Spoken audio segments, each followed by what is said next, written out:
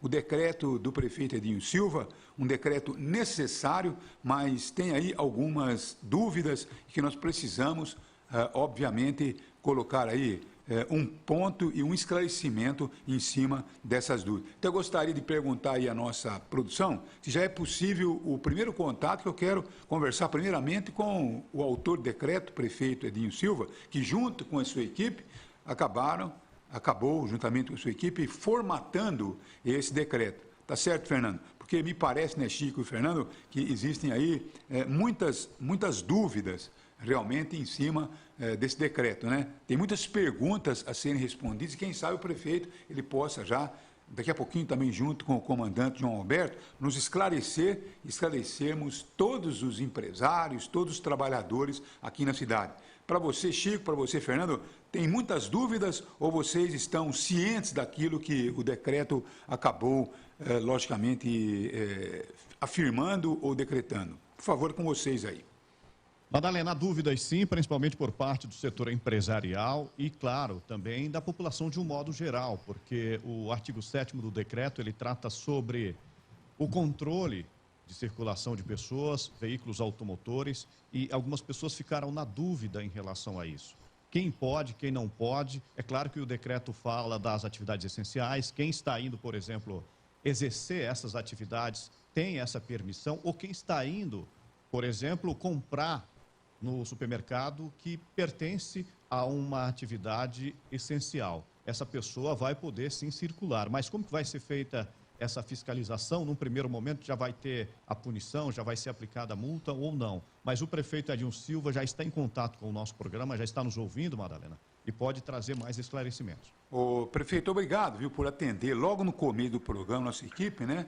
Então, esse decreto saiu, né, na sua mesa de trabalho, juntamente com o comitê de contingenciamento, juntamente com o médico, juntamente com todo o seu secretariado, e pairam algumas dúvidas em cima do decreto, né? Parece, prefeito, que estou vendo aqui na internet agora, que um grupo aí de centenas de empresários, esse grupo acabou formando, esse grupo, inclusive, parece que já teve o primeiro contato com o senhor para saber realmente aí os detalhes desse decreto.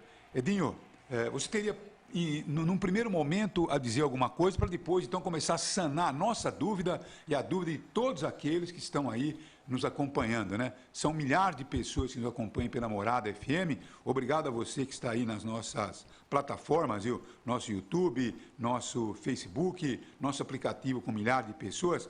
Prefeito, e o decreto? Tem alguma dúvida? O senhor acha que deve ser esclarecido algum ponto? Então, eu gostaria que o senhor já traçasse um cenário a respeito da situação. Bom dia, prefeito. Bom dia, Madalena. Bom dia a toda a equipe e aos ouvintes. Madalena, se você me permite só fazer uma introdução. Claro que nem eu, nem nenhum prefeito do Brasil, ou talvez nenhum governante do mundo, queira tomar as medidas que nós estamos sendo obrigados a tomar. Mas aquilo que nós estamos fazendo, primeiro, não é uma decisão minha, da minha cabeça, uma decisão tomada de livre-arbítrio porque eu quis. Só para que os ouvintes entendam, nós, durante, já na quarta ou quinta-feira da semana anterior, nós já havíamos notado uma mudança nas características das contaminações que chegavam nas nossas unidades. A população de Araraquara tem acompanhado, eu tenho pessoalmente ido nas nossas unidades de atendimento de Covid-19, tenho conversado primeiro para agradecer às nossas equipes, e aí eu aproveito a oportunidade para pedir paciência à nossa população quando, principalmente a UPA da Vila Xavier fica sobrecarregada, mas que as pessoas entendam que lá dentro nós temos profissionais da saúde que estão dobrando plantões muitas vezes, porque todos sabem, nós tivemos médicos e profissionais da saúde afastados das nossas unidades. Nós temos muitas dificuldades em compor escala. Nós temos unidades básicas que nós estamos com muitas dificuldades de repor profissionais da saúde, porque não acha, simplesmente não acha, porque todos os hospitais estão contratando, todas as prefeituras estão contratando por conta da pandemia. Então, as nossas unidades, nós temos profissionais da saúde dobrando escala. Muitas vezes profissionais da saúde que estão há dias sem ir para suas casas, sem estarem com seus familiares. Então, eu peço um pouco de paciência, porque era impossível qualquer um de nós esperar ou planejar a explosão que nós tivemos na doença nos últimos 15 dias. Mas eu tenho ido e conversado com os profissionais da saúde, conversado com os pacientes. E nós havíamos notado a mudança da característica da doença em Araraquara, porque eram pacientes mais jovens sendo contaminados e evoluindo muito rápido na doença. A característica da doença anteriormente, ela geralmente evoluía e agravava em pacientes mais idosos e que tinham alguma doença crônica, alguma comorbidade. Mudou a característica. E durante o final de semana passado anterior, nós notamos isso, e quando foi no começo da semana, eu quero aqui muito mesmo agradecer ao Dr. Walter Manso Figueiredo, do CESA. O CESA é um posto avançado da Faculdade de Medicina de Saúde Pública da USP. Em conversa com ele, remessas foram remetidas de pacientes contaminados em Araraquara para o Instituto de Medicina Tropical, que é o maior instituto de pesquisa de doenças transmissíveis do Brasil, né? E quem cuidou dessas amostras é a doutora Esther Sabino. Para que o ouvinte saiba, a doutora Esther Sabino foi a primeira infectologista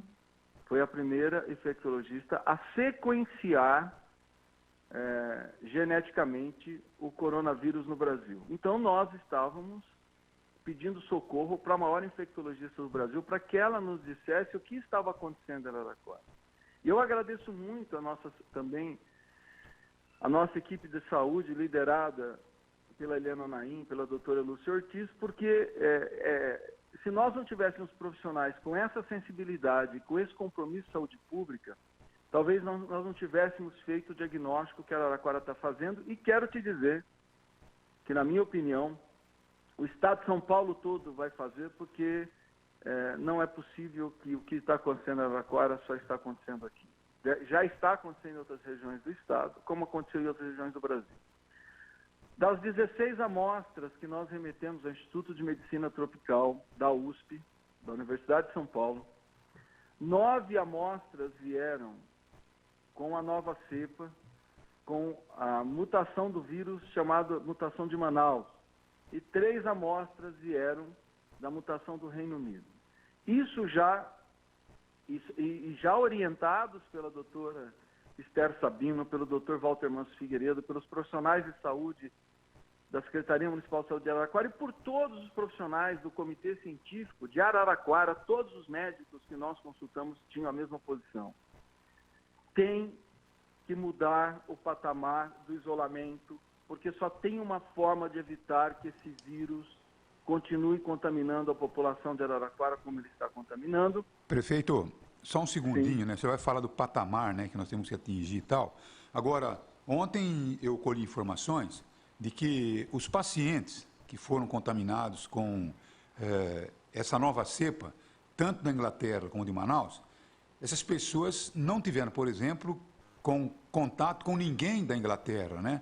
E como é que o Dr. Walter explicou, e a doutora Esther explicaram ao senhor, porque daqui a pouco a gente vai conversar com o Dr. Walter e tal, mas só para antecipar, se essas pessoas não tiveram contato, por exemplo, com a cepa inglesa, de Manaus pode ser possível, né? Porque nós tivemos recentemente uma pessoa de Manaus, que aliás uma van de Manaus esteve aqui com pessoas contaminadas, né? Uns loucos saíram de Manaus, vieram fazer turismo aqui em Araraquara e tinha um deles contaminado, né? Então pode até ser que esse elemento possa ter trazido o vírus de Manaus. O que a ciência diz aí, se não tivermos contato com ninguém da Inglaterra, como é que o vírus chegou aqui em Araraquara? O que disse o Dr. Walter Figueiredo? Olha, Madalena, inclusive para que a gente não penalize esses viajantes de Manaus que ficaram doentes e pararam aqui em Araraquara, as amostras desses pacientes também foram remetidas ao IMT. Então, daqui a pouco nós vamos saber se eles estavam ou não. Mas, só para eu concluir, Madalena, quando foi no sábado, Mas 9 amostras que nós enviamos ao IMT, 8 vieram com a cepa de Manaus, só um com o vírus antigo. Ontem, Madalena, nós recebemos mais amostras que nós enviamos ao IMT, 12 amostras, as 12 com a cepa de Manaus. O que isso caracteriza? Eu não sou da área médica, mas como prefeito, ou seja, eu fiz uma imersão na questão do coronavírus, porque não há outra forma de administrar a situação se você não tiver o mínimo de conhecimento. E conversando com os médicos, eu estou conversando com médicos todos os dias, profissionais da saúde. Ontem eu conversei até tarde com o secretário Jean, o secretário estadual de saúde. Tudo caracteriza que a cepa está circulando em Araraquara, na região de Araraquara, porque o secretário me disse ontem que também Jaú já detectou 3 cepas de Manaus.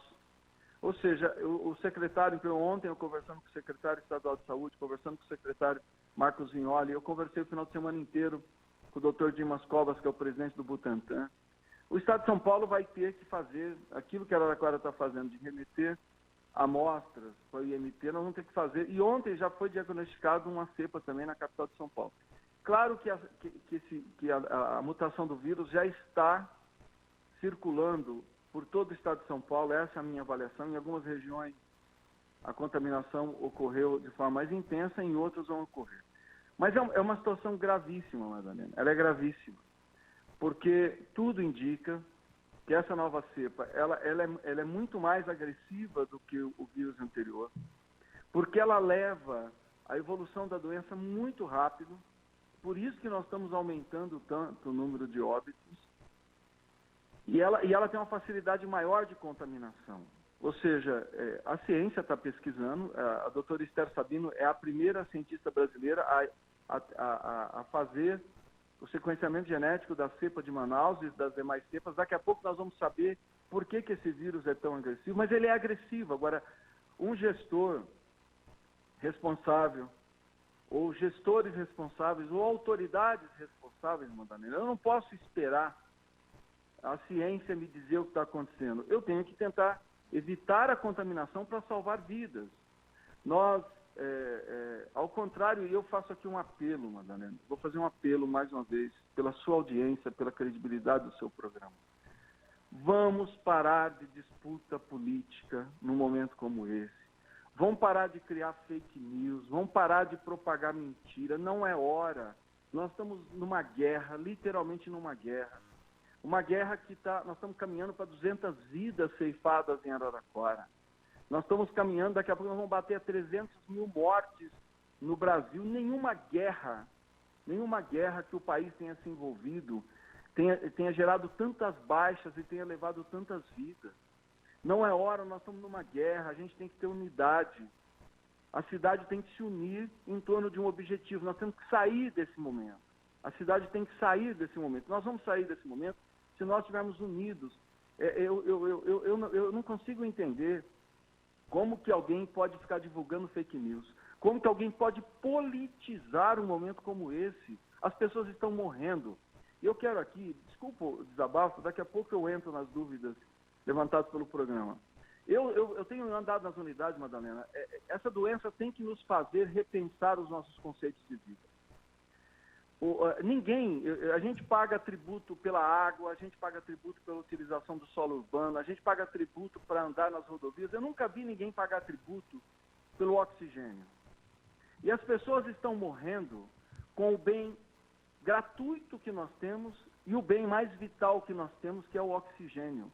É angustiante você entrar nas unidades de urgência e emergência da prefeitura e você ver um ser humano buscando o oxigênio e não conseguir obter oxigênio. As pessoas não conseguem respirar. É disso que nós estamos falando. Estamos falando de pessoas morrendo. Então o cara pode ter, me desculpe aqui, a carreta de dinheiro que ele tiver, a conta bancária que ele tiver, ele pode ser o cara mais rico do mundo, ele não vai ter acesso ao oxigênio. Ele vai morrer sem ter acesso ao bem gratuito e universal que nós temos, que é o oxigênio. É disso que nós estamos falando. É uma doença que evita que o ser humano respire, que ele consiga tirar do ar o oxigênio, que é a energia vital para que a gente possa viver. É disso que nós estamos falando. Então não é hora de guerra, de fake news, de ficar criando mentira, plantando mentira, de um querer aparecer mais que o outro. O problema da internet, se ela democratizou a produção de conteúdo, por outro lado, ela permite que tenham pessoas que digam as coisas mais absurdas do mundo, que façam de tudo. Agora, nós estamos vivendo o momento da lacração, todo mundo quer lacrar. Aí, plantam uma mentira na internet para lacrar, para ter não sei quantas curtidas. Inventam uma mentira que é para lacrar. E o ser humano? E a vida? Como é que fica isso?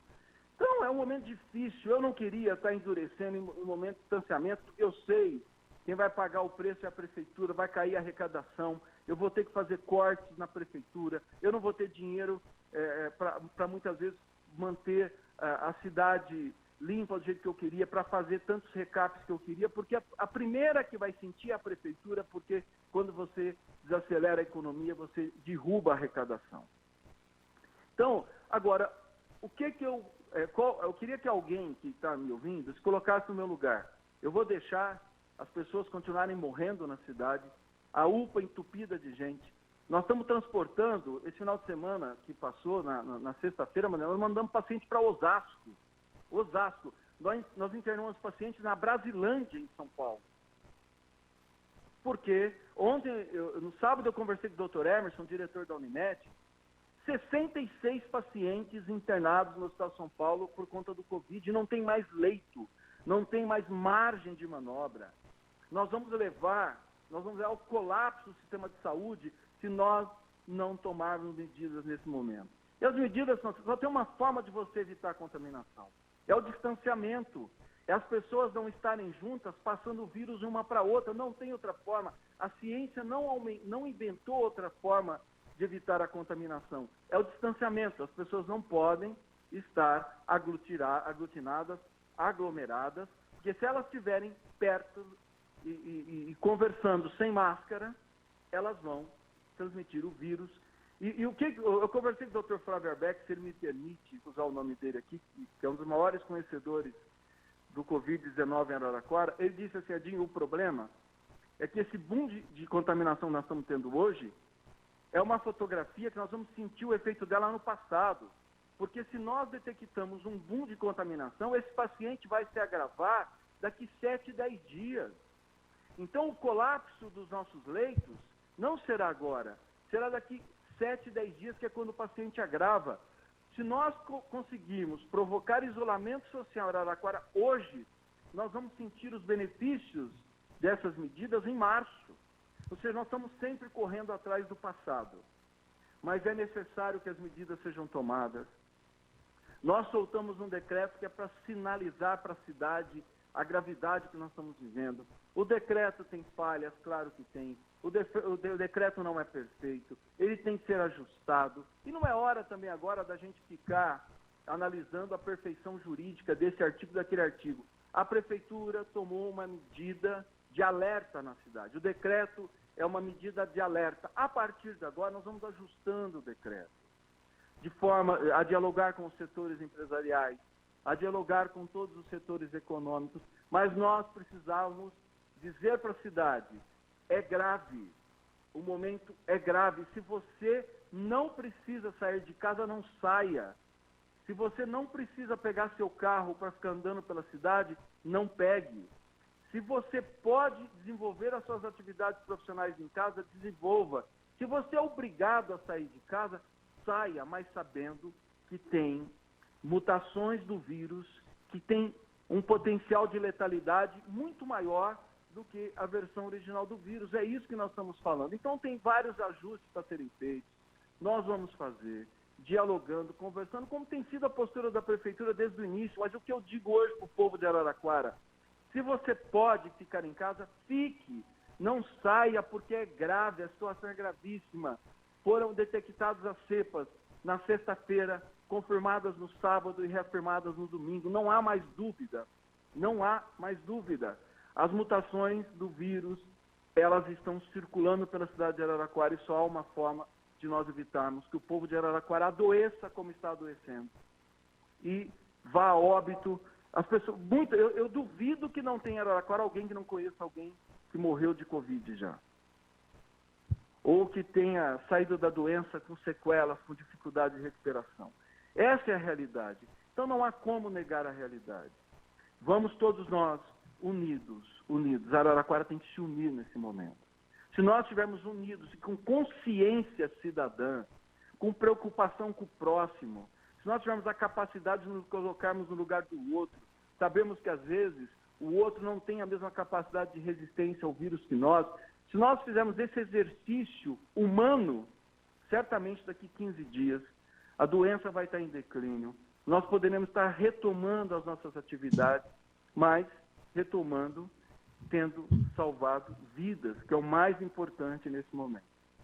Bom, olha, daqui a pouquinho a nossa reportagem está circulando pelas ruas, né? Nós vamos trabalhar aí com imagens das ruas em tempo real, para saber qual que vai ser o trabalho, né, de contenção, o trabalho da Polícia Militar, o trabalho da Guarda Municipal, porque vai ter que ser colocado aí todo esse aparato nas ruas para que tenhamos aí realmente esse isolamento. Agora, Edinho, as dúvidas, como você disse, e o Fernando, o Chico também está prestando atenção, vamos conversar com o prefeito Edinho, dirimir algumas dúvidas, né? Porque o senhor mesmo acabou de dizer que o decreto acabou sendo publicado de uma forma objetiva, mas, enfim, agora tem que se aparar algumas arestas, né? Agora, esse grupo de empresários realmente teve contato com o senhor ou é mais um fake news que acabou de chegar aqui? Tem esse grupo de empresários que teve esse contato com o senhor para acertar alguns detalhes? Como, por exemplo, ontem eu conversei com um empresário do ramo de materiais para construção, então ele disse, Madalena, eu tenho 2 caminhões que estão parados no posto de gasolina aqui perto de São Carlos. Eles estão com um carregamento de materiais para construção, que vinha vindo aqui. Eu falei, nem vem, segura aí, porque eu não posso, vocês não podem nem circular aqui na cidade, não podem nem parar em frente à minha loja para poder entrar para fazer os carregamentos. Meus funcionários não podem nem circular pela cidade para vir trabalhar, né? Num caso como esse, como é que o senhor vê se o empresário apresentar um problema como esse? Como é que vai ser resolvido? Como é que esse assunto será colocado na mesa? Olha, Madalena, ontem e no sábado, o dia todo, o Damiano... Olha, já estamos, viu, prefeito? Já estamos com as imagens aqui, viu, das ruas. Nossa reportagem já está aí circulando com o nosso veículo, mostrando as ruas de Araraquara, como é que está a situação nesse momento, né? Se realmente as ruas estão vazias, se tem muito movimento. Mas vai lá, prefeito. Desde sábado, Madalena, meu vice-prefeito Damiano, que é nosso secretário de Desenvolvimento Econômico, e eu, nós temos conversado com todos os setores empresariais. Fizemos várias reuniões, também tinha um grupo de vereadores que tinham dúvidas, a doutora Maria Amália, que é a nossa secretária de Justiça, o nosso procurador Rodrigo Cutigi, procurador chefe do município, a doutora Eliana Naim, todos se colocando à disposição para que a gente possa tirar dúvidas. Ontem eu fiz uma reunião, só para te dizer, convocado, né, pela Edna Martins, que é representante do governo do estado aqui na região, com todos os prefeitos da região, onde nós debatemos e é uma linguagem só. Tudo que Araraquara está sentindo, a região está sentindo, porque o vírus, ele não escolhe o CEP, né? Ele circula da forma como as pessoas circulam, as pessoas que levam o vírus. É isso que a gente tem que ter consciência. Quem leva o vírus são as pessoas. Não há nada na ciência que comprove que esse vírus está pairando aí no ar, né, sem contato humano e que ele está transmitindo. Não é. Da mesma forma que a dengue se transmite pelo pernilongo, o coronavírus se transmite pelas pessoas, pelo contato humano. E os prefeitos, nós estamos unidos. Todos os prefeitos vão tomar medidas, porque todos estão sem leito. Ontem, inclusive,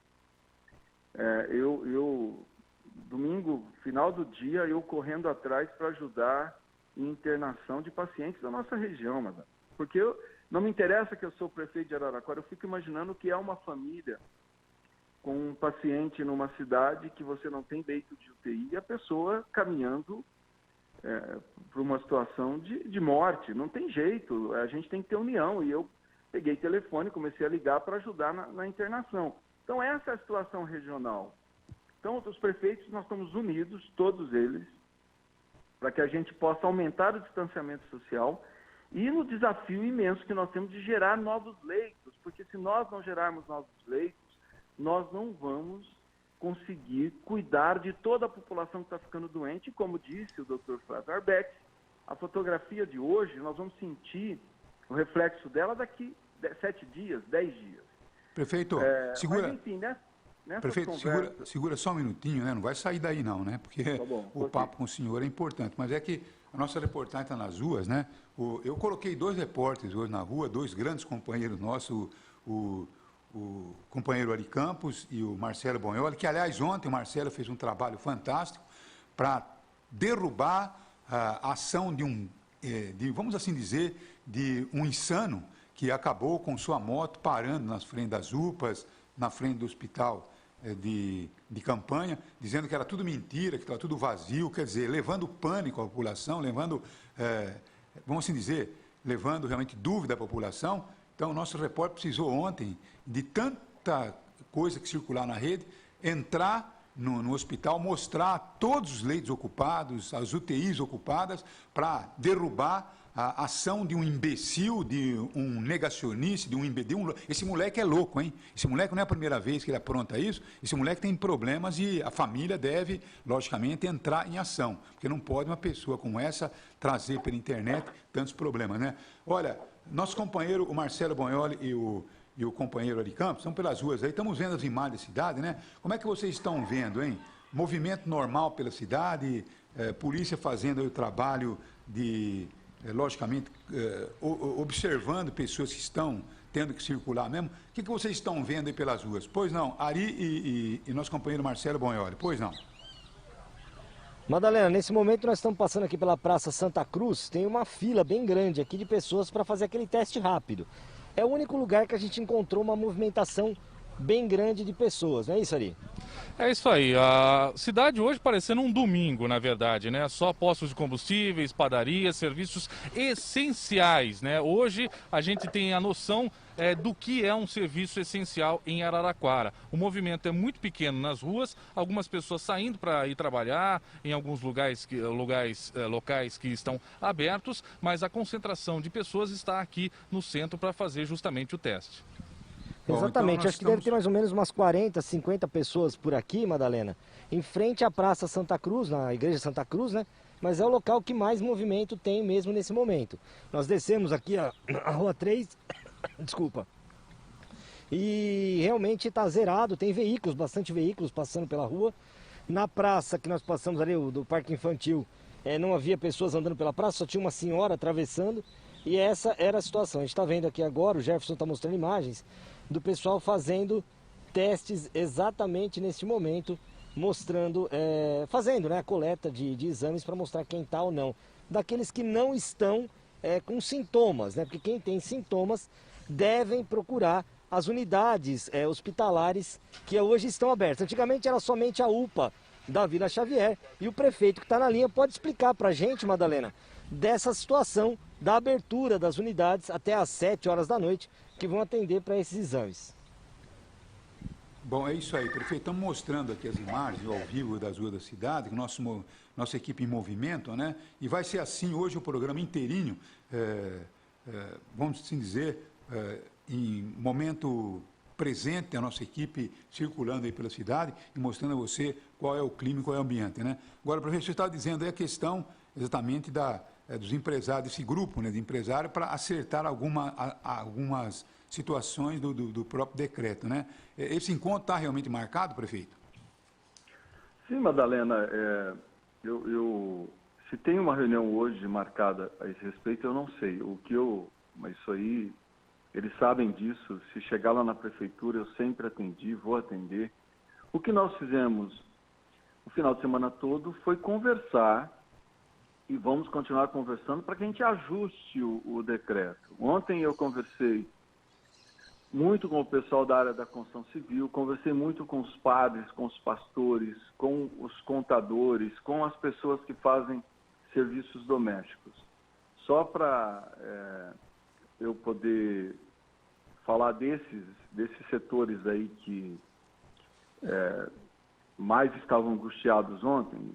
Tinha, por exemplo, uma pessoa entrou em contato comigo e falou: Edinho, eu tenho uma casa financiada pela Caixa, eu tenho que entregar as medições para a Caixa, então a Caixa não me libera o financiamento. Eu falei, olha, não tem problema nenhum você manter a tua casa lá em construção, desde que você oriente os seus pedreiros, que eles têm que trabalhar com máscara, que eles não possam chegar perto um do outro. Eu não quero prejudicar alguém que conseguiu, com muito sacrifício, uma linha de financiamento para construir uma casa, e agora eu que vou fazer ele ficar em débito com a Caixa? Não, de forma alguma. Tudo isso é ponderado. O que a gente tem que entender? As pessoas aglomeradas transmitem o vírus. Se nós transmitirmos o vírus, nós não vamos sair dessa situação. Então, as pessoas que efetivamente têm que executar atividades profissionais, tenham isso em mente. E a Prefeitura vai fiscalizar, porque nós temos que fiscalizar, porque se nós não fiscalizarmos, nós não vamos derrubar a contaminação, porque o decreto não vai surtir efeito.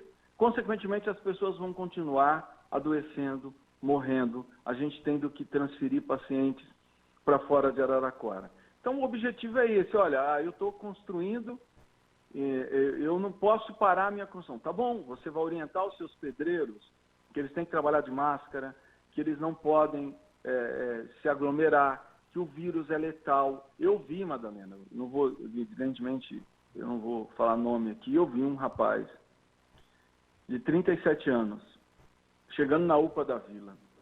Ele não estava bem, ele estava uniformizado, porque ele estava saindo do trabalho dele. Em questão de 40 minutos, Madalena, o tanto que a saturação dele rebaixou. E o desespero dos médicos para que esse rapaz não entrasse, enfim, não fosse a óbito, era uma coisa absurda. Para a gente entender, antigamente eu sou forte. Não, é um rapaz forte, ele devia ter próximo de 1,90, se não tinha 1,90, saudável, eu vi, não é que ninguém me falou, eu vi. Ou seja, é um vírus que ele tem uma agressividade absurda. Então, nós temos que tomar cuidado. O que eu conversei com os padres e os pastores, ninguém está proibindo a igreja de fazer transmissão por live.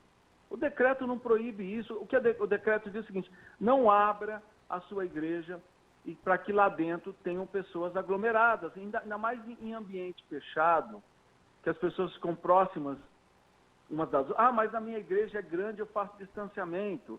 Mas você não tem controle sobre as pessoas, ninguém tem controle sobre as pessoas. Nesses 15 dias, façam os cultos online, façam as missas online, e vamos todo mundo remar no mesmo sentido. Até porque, do ponto de vista religioso, o nosso Deus é o Deus da vida, não é o Deus da morte. É o Deus que defende a vida, coloca a vida em primeiro lugar. Né? Cristo falou, se você me permite aqui, mas para a gente poder gerar reflexão, no Evangelho de João, Cristo disse assim: eu vim para que todos tenham vida e tenham vida em abundância. Jesus Cristo não veio para gerar morte, para gerar doença, para gerar o desespero nas famílias. Então, a gente tem que estar unido nesse mesmo sentido.